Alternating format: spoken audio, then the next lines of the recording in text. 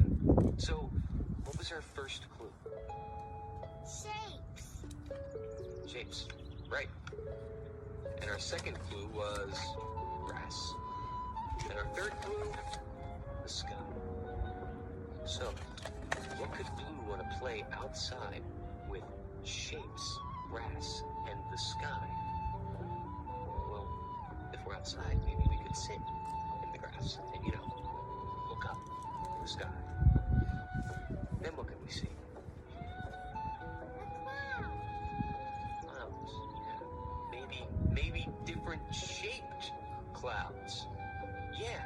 So if we're sitting on the grass looking up at the clouds in the sky, what could we do? Find shapes in the clouds.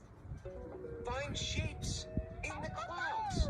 Brilliant. Blue, is that what you want to play outside today, the cloud game? We just figured out Blue's clues.